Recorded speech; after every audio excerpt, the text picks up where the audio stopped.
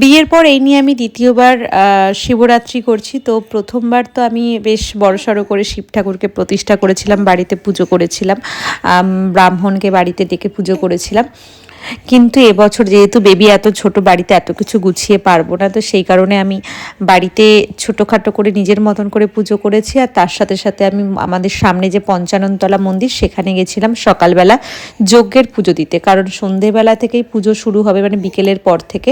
আমি সকালবেলা গেছিলাম মন্দিরে, পুজো দিয়ে এসে নিজের বাড়িতে আগে পুজো করে নিয়েছি, কারণ অনেকটা লেট হয়ে গেছিলো বলে, নাহলে ঘরের পুজো আগেই দিয়ে বেরোতাম।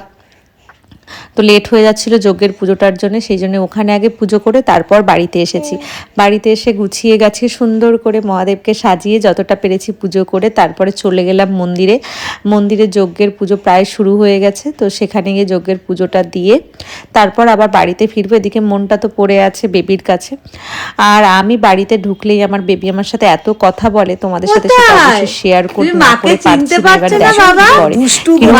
দেখো হাসবে, সবে দুধু রেখেছে মুখের মধ্যে,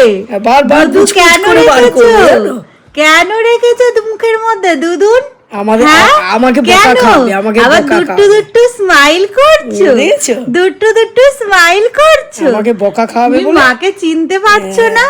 মা সাজুগুজু করেছে, চিনতে পারছো না? মুখের মধ্যে দুধু রেখেছে, ভালো করে স্মাইলও করতে পারছে না এখনো, দুধু ভালো করে স্মাইলও করতে পারছে না। হ্যাঁ, দুধুটা বেরিয়ে যাবে মুখ থেকে।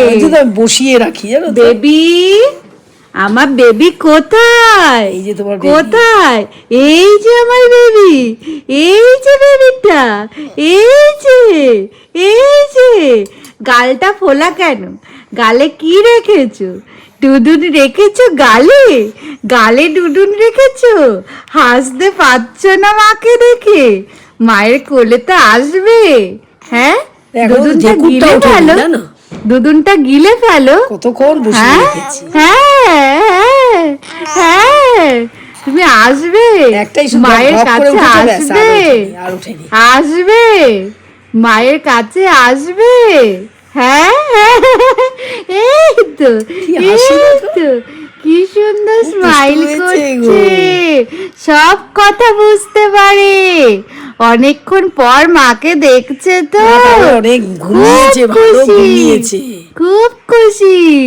অনেকক্ষণ পরে মাকে দেখছে তো।